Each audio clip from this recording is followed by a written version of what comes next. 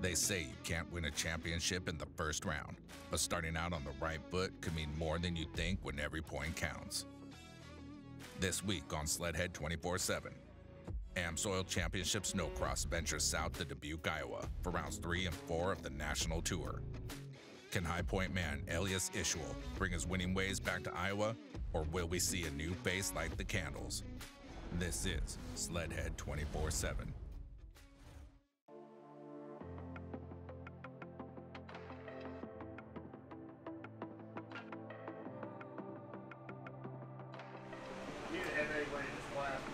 So moving from pro light to the pro class has been a big learning experience for me. A lot of fast guys, and you can't make as many mistakes as you do in the pro light class. If you make one mistake in pro class, there's 3 guys on you like right now, and everybody keeps a fast pace the entire race. It's a longer race, but I'm learning and I'm having fun, and it's just awesome to be able to keep the pace with those guys. Yeah, being able to get on the podium, not just in the pro class, but to be at Canterbury. I had a lot of friends and family there, and the big crowd, and that's always the place to do it. A lot of people will remember that race. Racing with Kyle in the same class now and being on the same team, you would think it'd be a lot of pressure and a lot of head-to-head, but we're very open with everything. Kyle helps me so much. We're still really good friends, and no matter the results, I'm happy for him, and I think he's happy for me.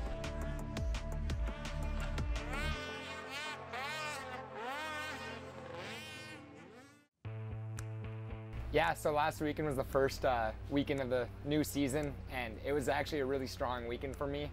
I ended up getting a 9th and a 6th in the finals. It was a little short on my goals, but my riding was strong, and I did everything I could. The effort was there, so I can't complain about that. You know, that's the best I could do, and I'm gonna keep that momentum right into this weekend.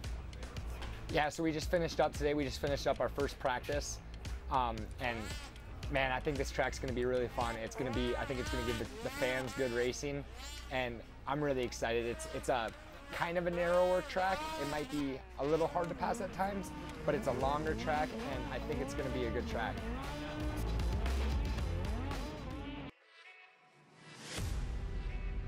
Hey guys, Logan Christian here, number 43 on the Shearing Speed Sports sled, and we're here in Dubuque, Iowa this weekend. Yeah, for my whole career I've been on Arctic Cat, and this year switching to Ski-Doo was a big change, but Shearing Speed Sports and Ski-Doo welcomed me with open arms, and it's been going super smooth. Just got to get the results this weekend, but the transfer was super smooth and super easy, and I'm thankful that I had the opportunity to come to some fast Ski-Doo sleds. The track's fun this weekend. They tried to put a little chicane in there that's going to make the racing different. It's fun, they're trying something different and everything, and first practice got done and the track was pretty one-lined, but I think throughout the night it'll get groomed up well and be a good racy track. Yeah, with Hunter's crash last weekend in the final, it was, you know, I was on the practice track this week by myself and stuff, but he's healed up. It seemed like the first practice went all right for him and he's feeling good, so it's fun to have both of us pros going hard in the trailer and going into the weekend with 2 strong guys. Yeah, so last week Hunter, he was involved in a pretty serious crash just by himself. He was the cause of the red flag in the final. He kind of passed out, he lost consciousness. He was pretty close to death, I would say. It's a complete miracle that he's here and that he's even on a sled this weekend. So like Hunter works as hard as he does and then he crashes and it's like it's all for nothing, but he is truly the hardest worker I know. The best way I can put it is there's no explanation, it's just that God performed a miracle for him. I think he deserves to win. I think he deserves to get a championship, and I know he can. It's really fun to be able to chase this dream with him and have just a really good partner in life.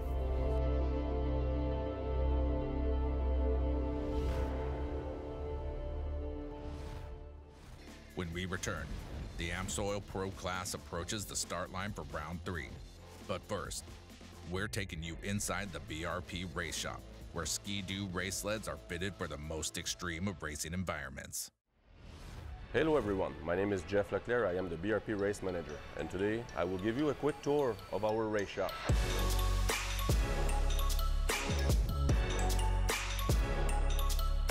When we have multiple customers across the globe, we need to be able to ship everywhere and to have spare parts for everyone. So we have a little parts department where we keep everything in stock and where we can ship to our racers and customers to keep them on the racetrack and keep them happy.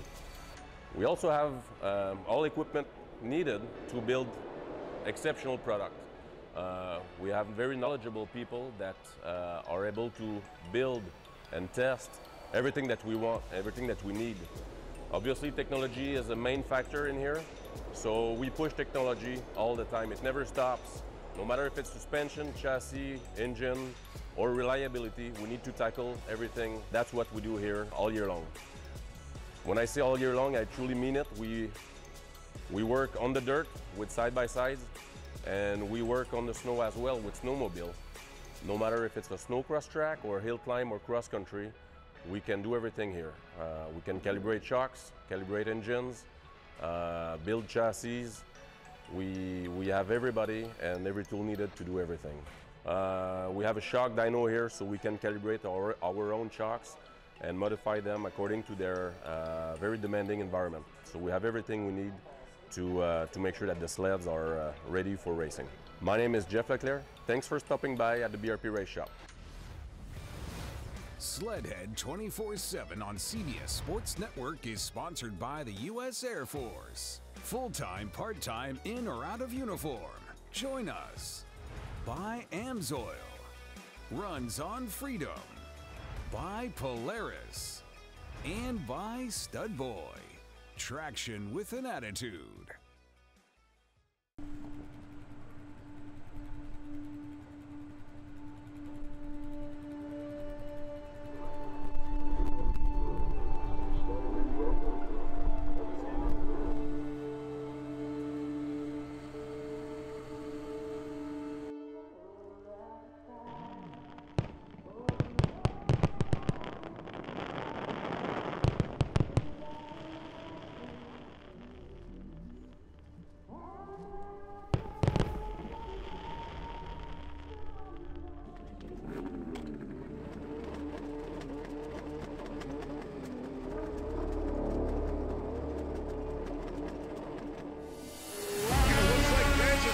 May have grabbed the Stud Boy hole shot. He had about a ski loop on everybody else coming off the starting line. He's got company coming to the outside, but he's going to hip check Travis Muller. Muller's now going to cross over, try to come to his inside as they work their way towards that 180-degree Arctic Cat corner.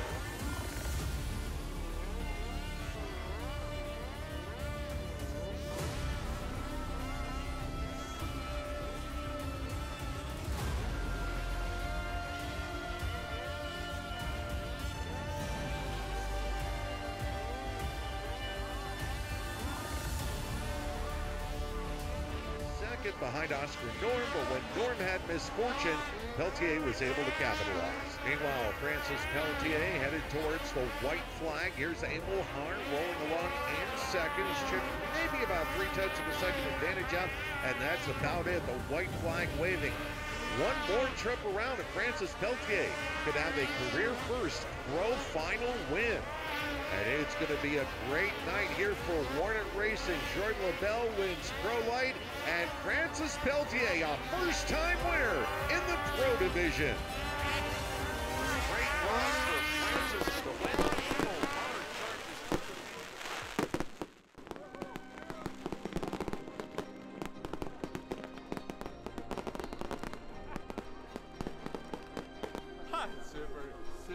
Super glad. No words. This was amazing. So awesome. Again, that was beautiful. 8th to 2nd. Can you believe it? Pretty tough coming through the pack on this track, and he just did it. Just being out front in the beginning, like I get injured last weekend, so just being out front, I was like, that's good, just put some momentum and try to put some pressure on Oscar, and I don't know what's happened to him, but somehow I was first, so I just keep going in my lane, just slow and fast at the same time to be at the end on the first spot. So I'm glad to be here. Like, it's been a rough weekend last weekend for me, and today we had some high and down too, so I'm really happy to be here on the podium. I want to thank everyone from the Warnet family.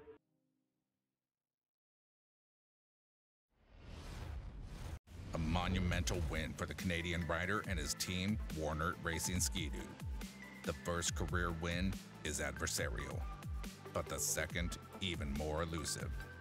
Though rare, a sweep wouldn't be uncharted territory for first-time winners.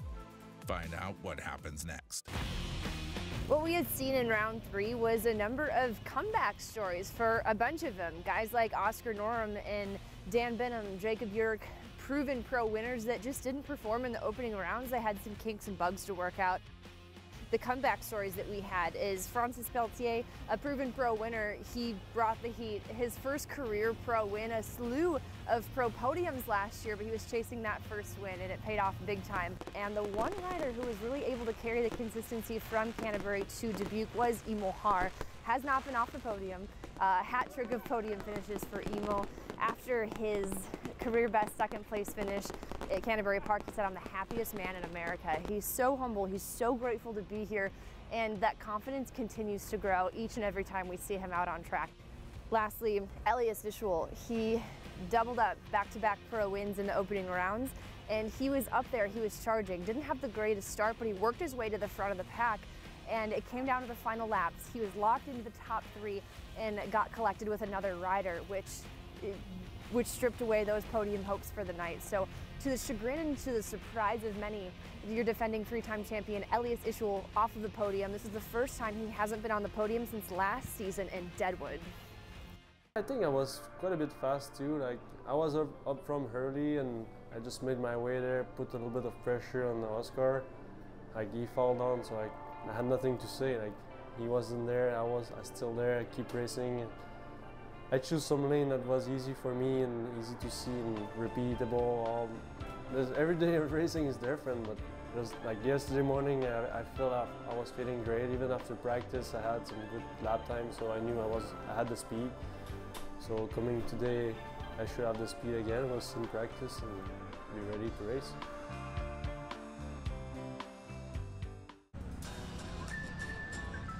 My thing is to never give up, so I just try to be as quick as possible and get up on the sled and start to get going again. And yeah, it worked. I was a little bit lucky yesterday too, because a couple other guys, they crashed. I think I actually dropped down to 5th there for a little bit. So yeah, it was not a perfect race, but I was happy to be able to finish on the podium. Yeah, we have a lot of ice in Sweden, but at the same time the tracks are way slower, like the speed is slower, and so that creates more lines, I think. The Canterbury style track, it was like wide open, and yeah, I don't like that, so I hope for a slower, rough track that creates more lines, actually.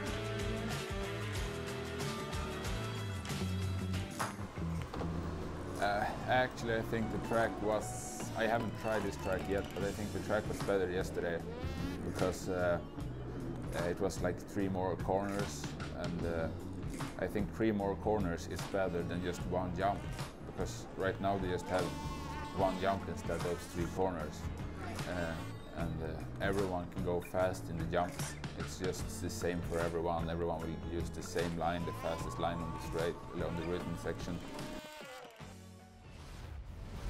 Still ahead, the round 4 final. But first, in the spirit of first-time winners in Dubuque, let's meet another Snocross athlete who reigned victorious this weekend. A full-time college student, collegiate soccer player, and professional athlete from a small town in Michigan. Yeah, the feeling of racing, it's just insane, honestly. Just the adrenaline rush, everything, like nothing on this earth can compare to it, I don't think. It's just, when you do get a whole shot, it's like, wow, like I'm really doing this.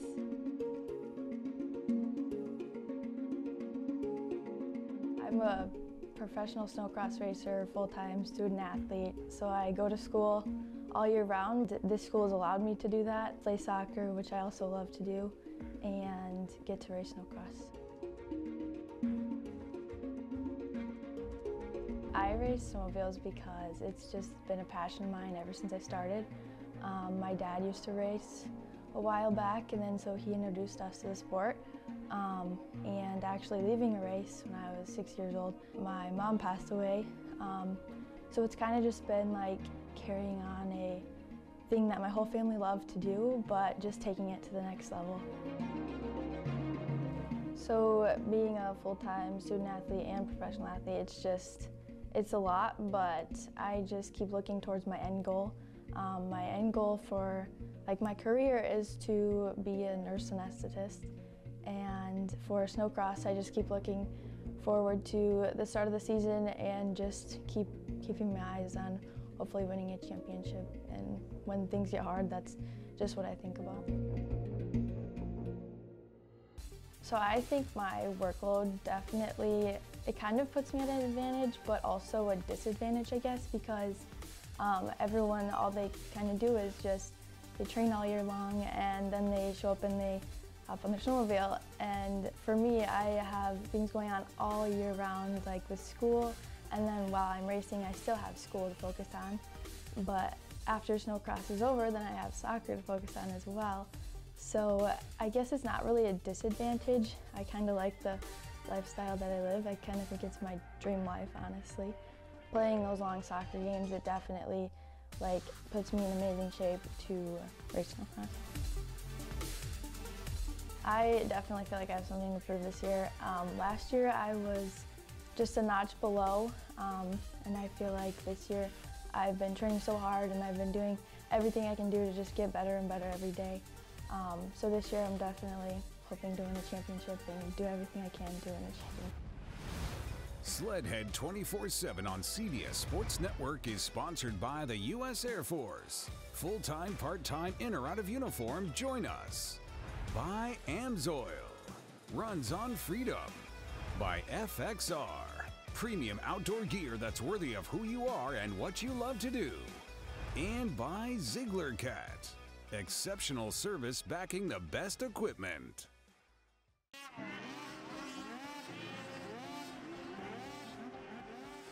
Benham, Travis Kern, Lincoln Lemieux, Emil Hard, Travis Muller, Aki Palaya, and we are off and running, and they are going to squeeze in 4 wide this time, making their way through. Oh, one sled contacted by another. That's Emil Hard getting into the mix there.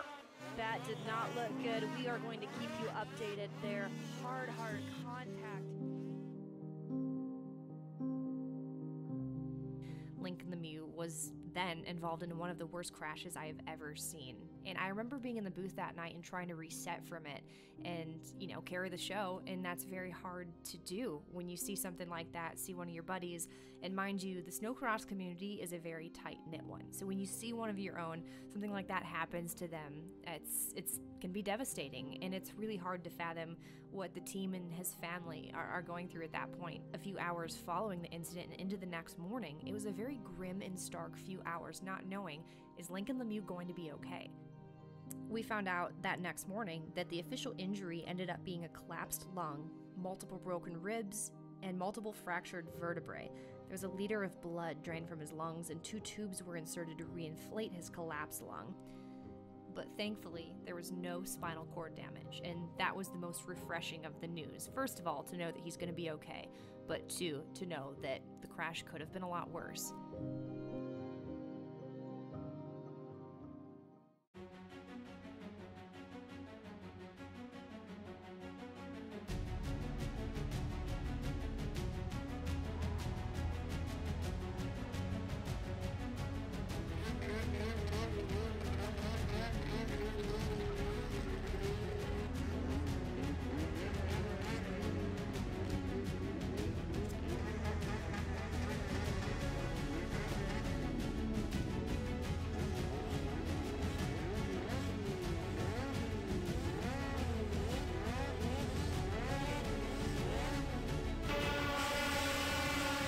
Away they go, charging their way down into the FXR turn. Francis Peltier and Elias Ishul right up there at the front of the field. Ishul nailing a start here, and Hunter Patno right in the mix. Patno trying to work his way past Elias here as they come over the AMSOIL finish line jump.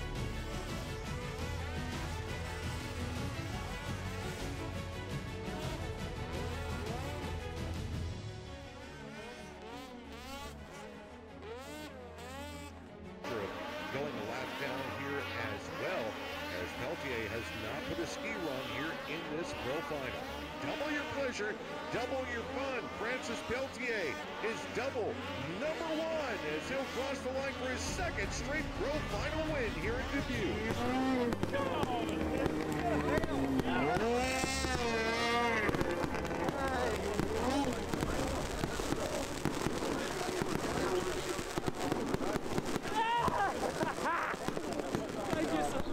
Thank you so much. It'll be okay. Appreciate everything you did. We'll let them in here. You're on Good race, man. Hey, thank you. Third, finally. Fun race for Logan there. I thought we were second and third at the finish. I was happy. A week ago today, I was laying in a hospital bed, laying on the track. That's awesome. Proud of him. Boy, God is good. We did a lot of homework to be here on top, so I think just all the effort we put in just paid off today and yesterday and all the day before, because we always been doing our best. So I want to thank the whole Warner team, so thank you to have me on the team.